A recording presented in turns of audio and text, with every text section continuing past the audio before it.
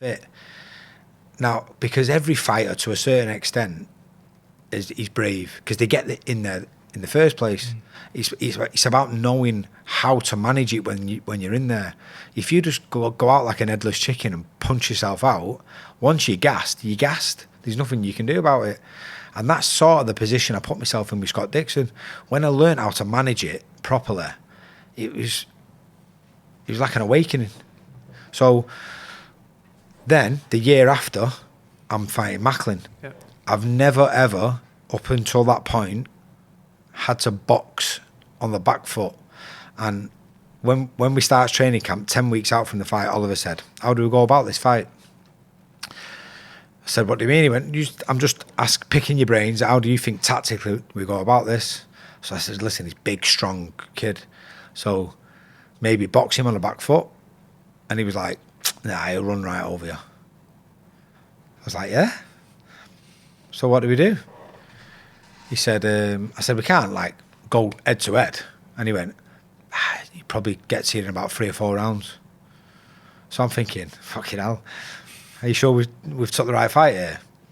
And he said, you had to sit right in front of him. You had to make him miss. And as soon as he stops punching, you had to make him pay. And I was like, that's going to be some fight. And he was like, yeah. He said, but with your style, your attributes, that's the only way you beat someone like him. So we knew from the offset the type of fight it was going to be. And I was like, the first time I was in fight of the year before. So July 2005, I'm in fight of the year. September 2006, I ends up in fight of the year again. And I knew, and I kept saying to people, I promise you, this will be fight of the year, because our styles can't help but blend.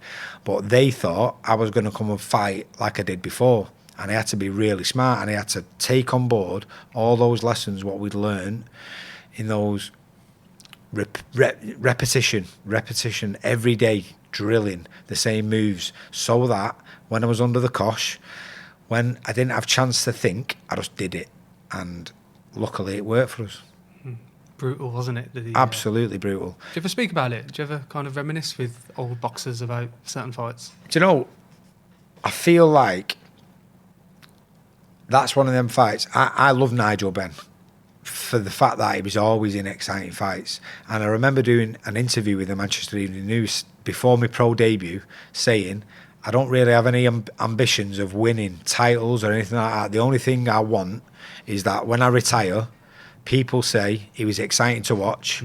And in all honesty, that's what I got. So when I think about how my career unfolded, I couldn't be more prouder. Ultimately, that Macklin fight is like every show I go to, even now, somebody will come up to me and go, mate, that fight with you and Macklin, I watch it all the time, it's unbelievable. Now, imagine being in a sport where there's so many fights happen on a weekly basis, and that fight was nearly 20 years ago, and people are still talking to you about it now. Like, God, man, that makes me so proud to have been involved. And it was one of those fights where the winner or the loser, it doesn't really matter, because the fact that you took part in a fight like that, it was unbelievable. And I'm really, really proud to have been involved in something like that. Did it ever get you around the table to kind of reminisce and look at old footage? We did a IFL organised a 10-year anniversary of the fight. So back in 2016, Coogan sat and interviewed me and Macklin in Birmingham. We had an evening with me and him, and it was good. It was like Macklin went on to, should have been a world champion, should have won the world title against Felix Sturm, had an unbelievable career, and he says the same people still talk to him about that fight all the time, even though we had bigger fights than that as his career went on. So yeah. One thing that I wanted to kind of touch upon, and you mentioned it throughout the conversation so far, is around decision making from judges and referees. You mentioned Macklin and Stern, and I've interviewed Macklin, and he mentions controversial decisions and playing in certain, competing in certain areas based on judges.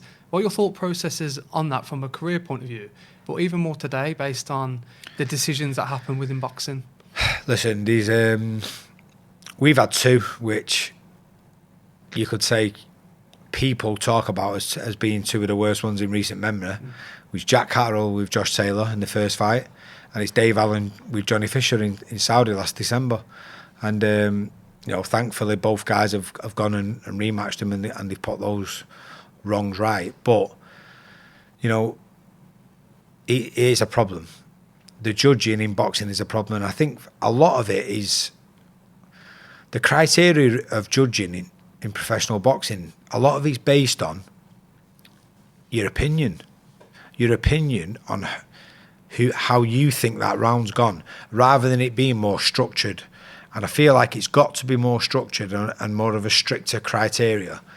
And maybe the usage of the 10-point system could be a little bit better. Because, for instance, I don't feel like if I'm in a title fight at British level or world level, and I win a round, and I've won it, but it's been competitive, but I've won it, and it's 10-9. Or 3 years before, I've boxed a journeyman who is literally surviving, doesn't throw a punch for 4 rounds, and I get the points, and it's 10-9. I don't see how he should get 9 points, and the guy in the world title fight or the British title fight who's made it competitive but has lost the round gets 9 points as well. I feel like they can use the 9-point system better. So if I've won a round clearly at British title level, maybe it should be scored 10-8 or 10-7, and closer rounds are 10-9. That way you'd sort of eradicate, get rid of draws nearly, because everyone's perception of who's won a fight, people aren't stupid. If I win 6 rounds massively, and the other kid, people think he's won 6 rounds, but he's only just won them, the perception of who's won the fight means they're going to look at me and go, oh, you battered him for 6 rounds, but he nicked the other 6 rounds. It's a draw. And people go, there's no way he won that. But in all honesty, the way boxing is scored now, it's a draw, because it's scored round by round. But if the 10-point system was used better, if my rounds were then 10-8s because I won them clearly, and his rounds were 10-9, I'd still win. Because overall, I've won the battle, even though individual rounds were scored fairer. I just feel like it could be used a little bit better.